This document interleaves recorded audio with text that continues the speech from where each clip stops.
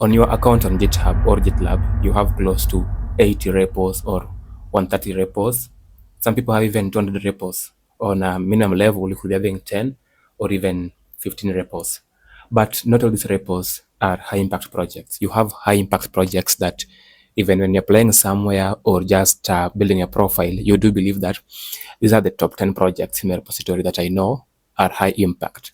High impact means these are projects you built end to end, or these are projects that maybe you built using a technology stack that you know is in demand on the market. Another thing could be like it's a repository that you built end to end, deployed, and you have a live link. And when building your CV or just applying somewhere or you just want to showcase your portfolio, most of the time you choose these projects to be the ones that surfaced on your CV or portfolio website. Imagine having a platform that allows you to connect a GitHub account or GitLab account, and then you choose to show only the projects that you think are high impact. I know we are all victims. At some point, we have projects which are just scaffolded and left there. Some you just started because you're on the hype of building, and some of them you started, but you feel like they're not quite mature enough to show them anywhere. Now, MetaDev allows you to just connect a GitHub account, and then you can view all your private and public repos, and then choose which projects are high impact. And the reason why MetaDev is coming in handy here is when you choose a project, it reads the stack you've used, the technologies you've used with TypeScript, Python, Golang, or Rust. And then alongside, you can choose to show it as public project or private project, which means if it's public, I can come in and then click on the link and then view it. Maybe I can clone, fork, or anything. And then it also captures the description of that repository. So why this is important?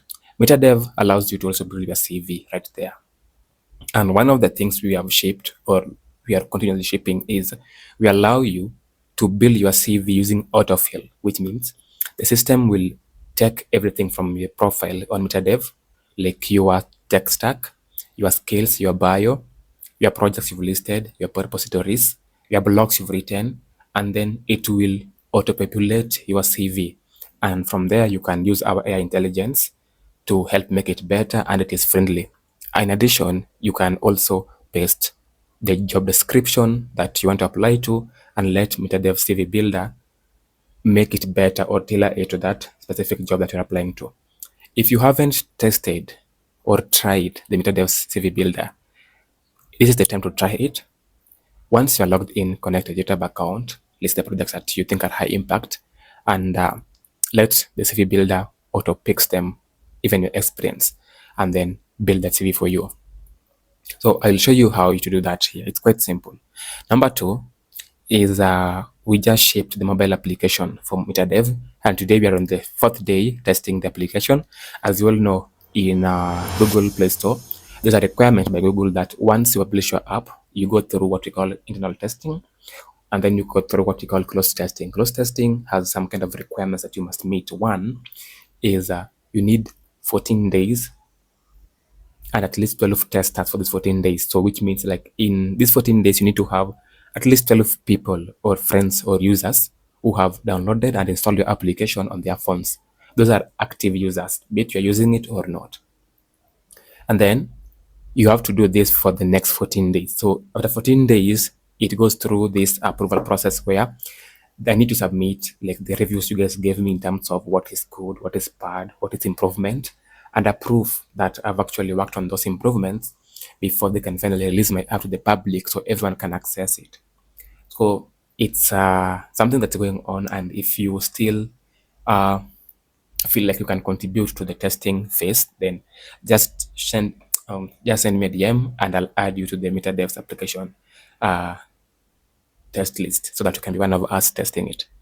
The other thing is something that I'm building. I'm building a very simple app, and one thing, the reason I'm building it is being a software engineer, having the skills to build. There is no point of me paying for some applications. For example, there is no way I'm going to pay for Notion.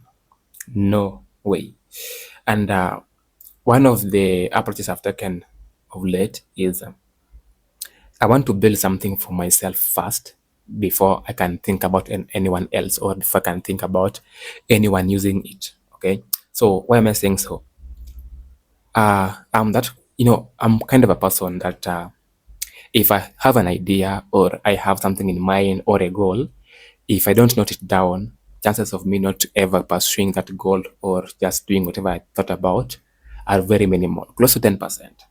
But for all the goals or the plans or anything that I've just noted down, and usually I have like uh, a number of notebooks, quite many, close to 10 notebooks, where I just scribble everything I think about, everything I plan to do, every that goal that I'm like, I need to do this. I have to write them down somewhere. And if I write them down, chances are I will do them. 90% chances I'm going to do them. And at some point, I was like, do I have any apps online that can help me do this? Like track everything that I think of, send me reminders, help me plan accordingly, and prioritize even my day. And I think Notion works best, but the free tier, I don't want it. The paid version, I don't want it. I'm like, why can't I build my own application? So one of the things I'm building right now is now something that I call Kio. So Kio is just like a reflection of what I've thought, my goals, my plans. So everything I do should be planned and noted down and given a priority. So I'm building this and I'll just show you a screenshot of how it's coming up. I know this is a basic idea. This is something that everyone builds. People build them, And if 4 years ago you asked someone to tell you what to build as a first project, probably they will have told you that maybe you need to build the app or a to-do list or a weight tracker, something of the sort. Now it's quite unfortunate that today I'm not starting or I'm not a beginner, but I want to build something that is like a tracker. But trust me, this is not going to be your usual tracker. It's going to be different. I'm building it for me and I'll do it publicly.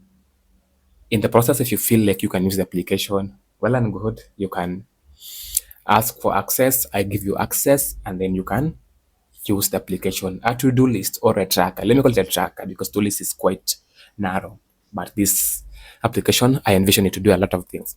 So if you are part of this journey, I mean, you'll be watching it here every Sunday. Every Sunday I'll be giving like a progress or update of what we've done so far, what's pending, and blah blah blah blah. Kila kitu. So stay with me here every Sunday. I'll be telling you what we've done and what we've shipped at MetaDev and a lot more things. On the side, the other thing I wanted to mention is you all know like 2 months ago, probably 2 months or 3 months ago, I started a project on MongoDB. This is after my first cluster that had after my class on MongoDB, which was a free cluster that had live users, close to 1648 users, was wiped in a blink of an eye. And it kind of taught me one lesson that high availability, disaster recovery or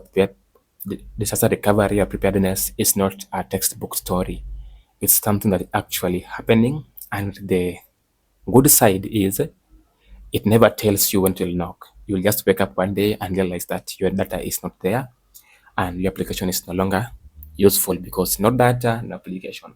And it inspired me to be building a project. And it's a project that anyone can use. Anyone can just apply the concepts to have their own applications hosted on-prem by themselves. And you get the experience that you'll have got if you're in the cloud. Cloud is good, but sometimes you cannot foot the bills for cloud or the free tier. The free tier has got its risks. So actually, my wiped cloud or my wiped database was on free tier. Had it been not on free tier, I won't be doing the project. I won't have faced that disaster where I lost all my data. But if you can't like manage the bills for the cloud, for example, in MongoDB, we have Atlas, which is a cloud provision of MongoDB, self-managed, or like everything is managed for you. I mean, fully managed, not self-managed. Then you know that you have secure up to some point or safe to some point because you never know what a disaster is.